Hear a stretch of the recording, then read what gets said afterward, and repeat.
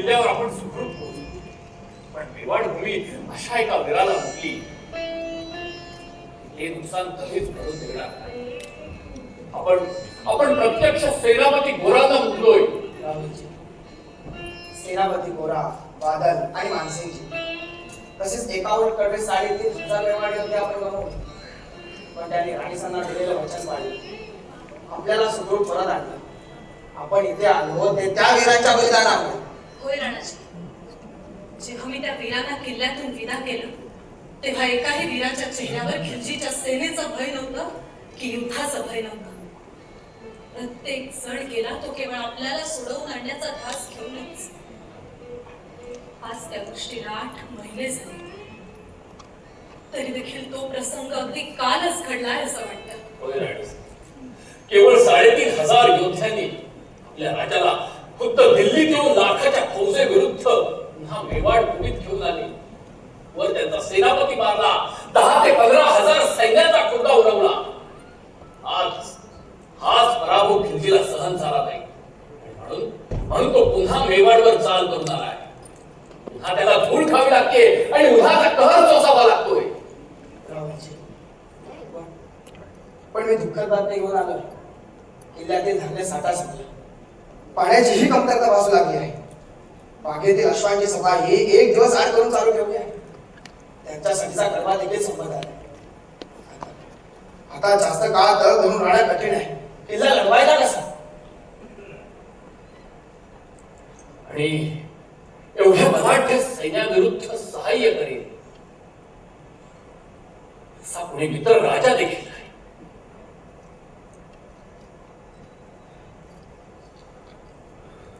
चला उठा, आता सेनापती गोराने केलं ते करायची वेळ आली. आता युद्ध आणि अंतिम श्वासापर्यंत युद्ध. आता खिलजीला आपलं वेगळं रूप दाखवायची वेळ आली. आपला पाहुणचार पाहिला, कडवं युद्ध देखील पाहिलं.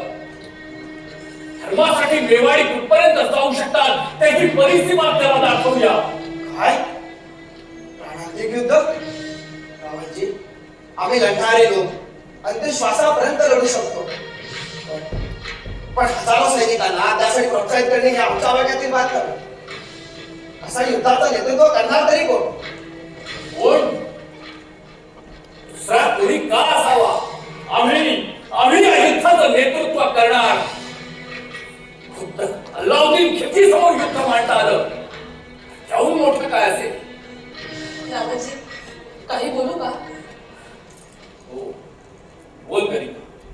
आपल्या दरबारात तुम्हा भगिनीच्याही पराक्रमाचं तितकंच मोठं स्थान आहे जितकं की योद्ध्यांच्या पराक्रमाचं.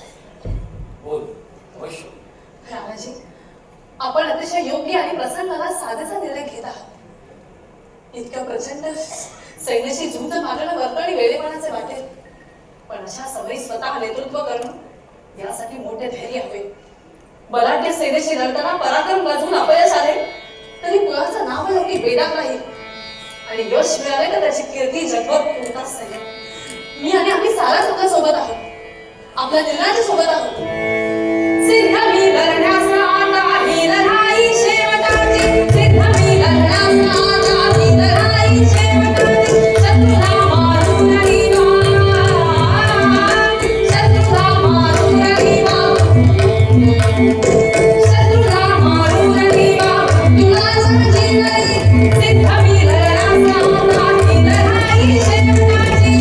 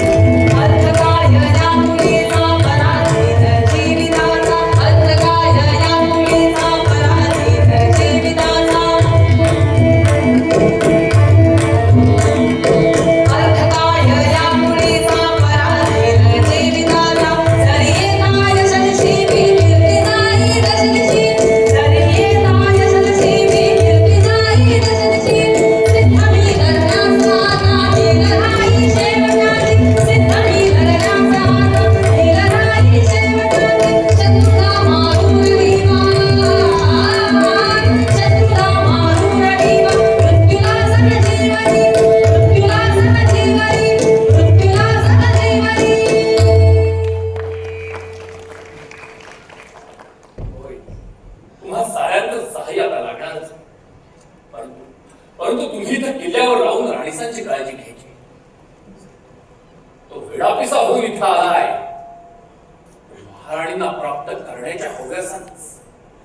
शिवाय माझी मुक्तता केल्यानं त्याचं नाक कापलं गेलंय. हे वाक्य अगदी स्पष्ट बोलत राहावं. त्याचा जो अपमान आपल्या वीराने केला तो त्याच्या जीवारी लागलाय.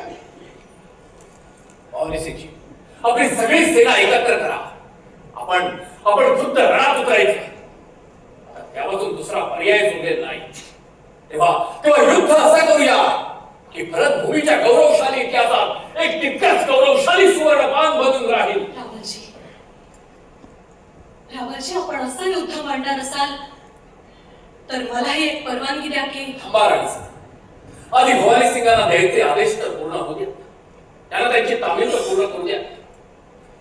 तर भवानी सिंगजी, आपल्या अश्वशाळेतील सगळ्या अश्वांना भरपेट खायला द्या. मुबलक पाणी पाजा. आपल्याला खिंजीच्या सैन्याला जितकं दूर नेता येईल तितकं न्यायचं आहे. जेणेकरून चितोडगडाचा वेढा फुटेल आणि उद्या त्याला अनपेक्षित असताना सकाळच त्याच्यावर हल्ला करू. जशी आज्ञा रावळजी. त्यावेळी तो बेसावधी असेल. त्याच्या छात्यावर आपण स्वतःहून आक्रमण करून जाऊ याची त्याला कल्पना देखील नसेल. तुम्ही लागा तयारीला.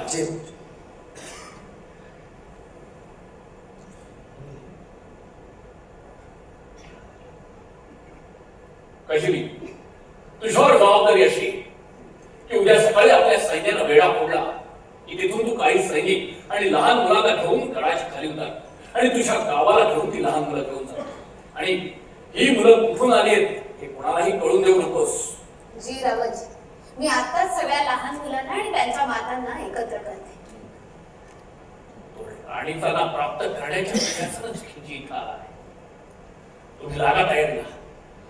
जी रावळजी. रावळजी, आता सगळ्यांना आदेश देऊन झाले. आपल्या आधीच्या संधिनीतीला मीच काय, पण सेनापती गोरा आणि अनेक मेवाडी नागरिकांचा विरोध होता. पण आज आपण जो निर्णय घेतलाय त्याने मेवाडचा स्वाभिमान आणि या भूमीसाठी मरमिटण्याच्या वृत्तीशी मी देखील सहमत आहे. आपण जो निर्णय घेतलाय तो इतिहासात वर्णित केला जातो. राणीसा, तुम्ही देखील यात सामील म्हणजे? आप युद्ध पर जा रहे हैं तेव्हा त्या युद्धभूमीवर अतुल्य पराक्रम गाजवा. आमचे देखील युद्ध सुरू होत आहे. स्वत्व टिकवण्यासाठी. त्या खिलजीच्या ताब्यात जाण्यापेक्षा अग्नीच्या स्वाधीन होणं कधीही अजय. मैं क्षत्राणी, कुल का गौरव सर्वोपरि है. आप रण में जाने से पहले हमें जौहर करने की अनुमति दीजिए.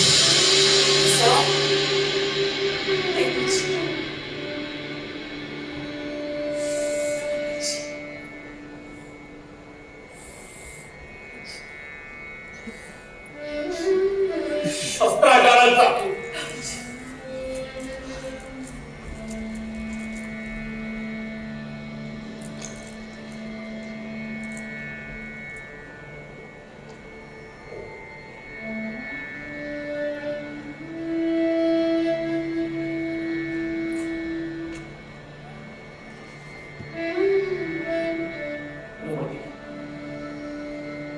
अनुमती द्या.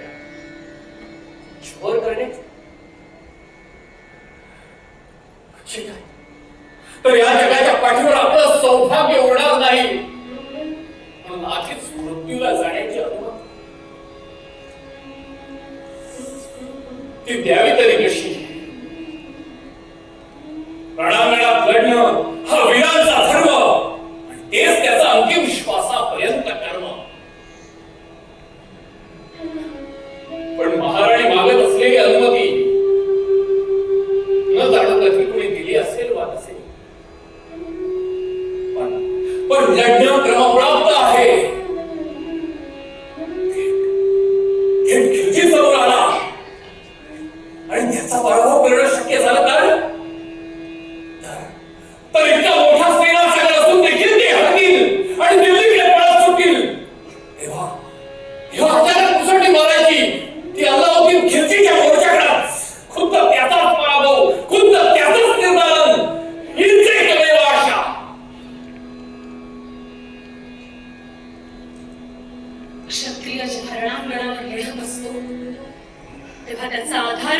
करायचं ते त्याच्या अर्धांगिनी. पण काय नियतीने आज हा प्रसंग उभा केला की माझ्या सौभाग्याला माझ्या रक्षणासाठी युद्धाचा सामना करावा लागतो. नवे तुर्कांचा बंदी होऊन शत्रूच्या दिल्लीत कारावास सहन करावा लागतो.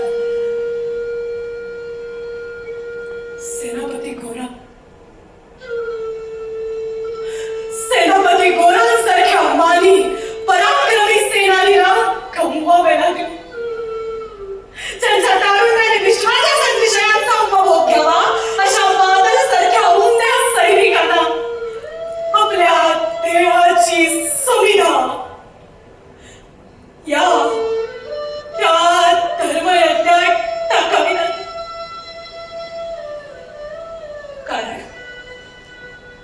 कारण सामान्य सौंदर्य असलेली राणी त्या शत्रूच्या अभिलाषेचं कारण ठरली.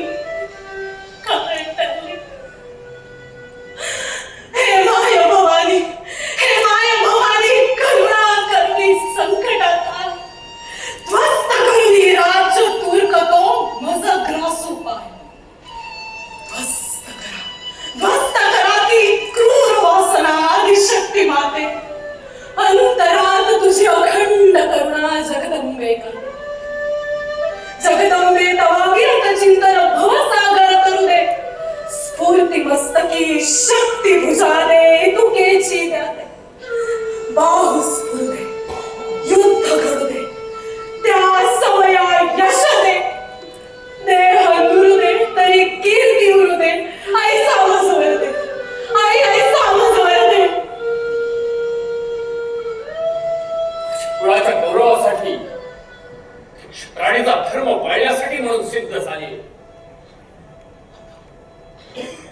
आता मला सारे पाश मागे सारून तिच्यावरचा अपार प्रेम सिद्ध करण्यासाठी म्हणून सिद्ध व्हायचंय. हा अखेरचा संग्राम म्हणून आता सिद्ध व्हायचंय.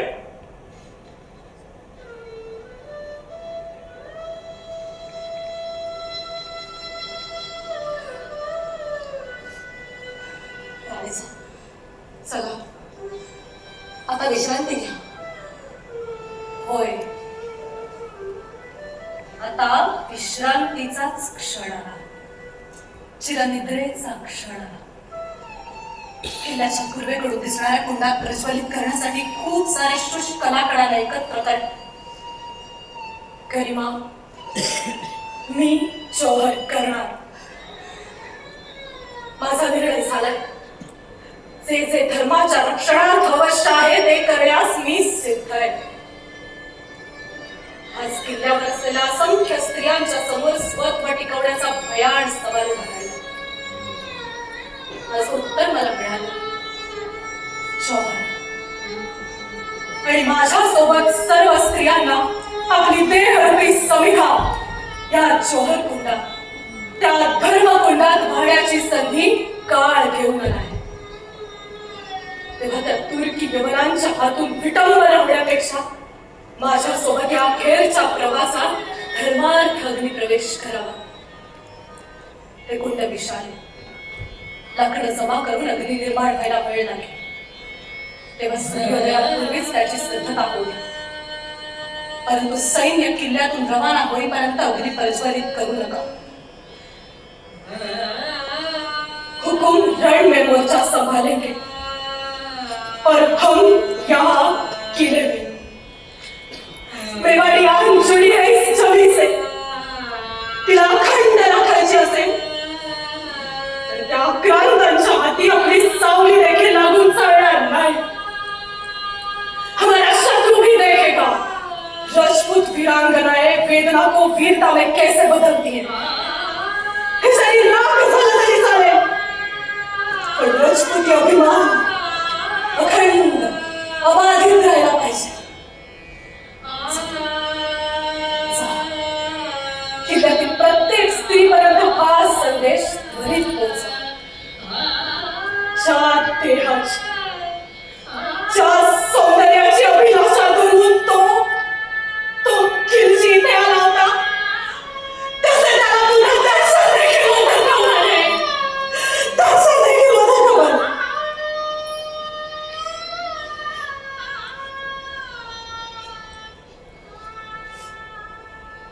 देवांच्या सौख्याचा सूर्य मावळतीला लागला.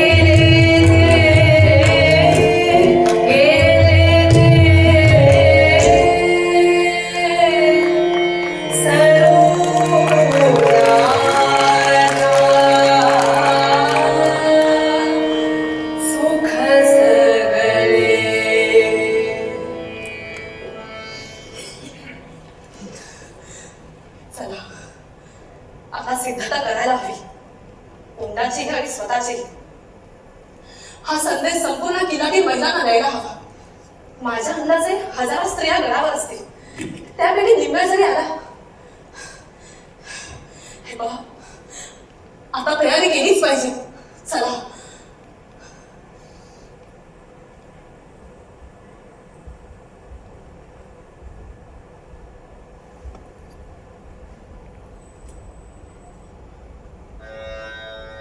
किल्ल्यावर प्रत्येक जण अनुमती मागतोय.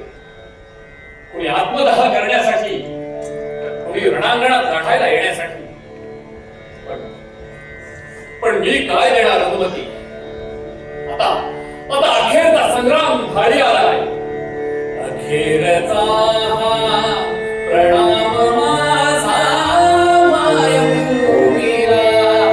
अखेरचा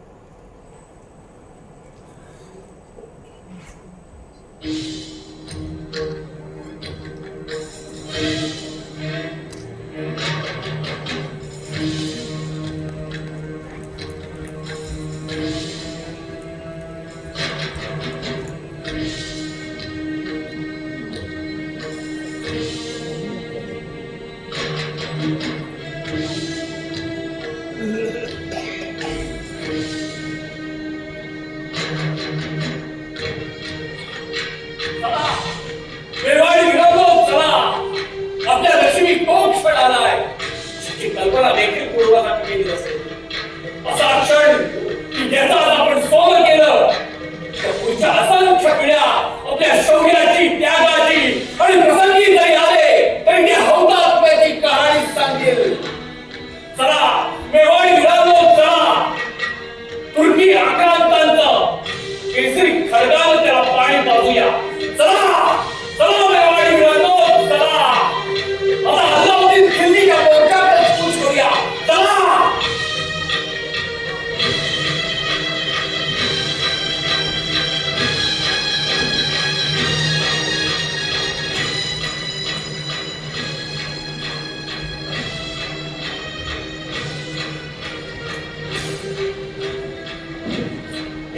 मेवाड़ी मेवाड़ी कौन है ये मेवाड़ी?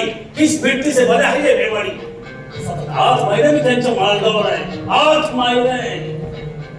पण तसं नाही, मलिका राणी पद्मिनी माझ्या हाती लागत नाही, किल्ला माझ्या हाती मिळत नाही. सुलतानी ठावा करावा का? लाखाची फौज लावून सुद्धा माझ्या हाती मलिका मिळत नाही. बस आता युद्ध युद्ध, जुम्मे के दूसरे दिन युद्ध.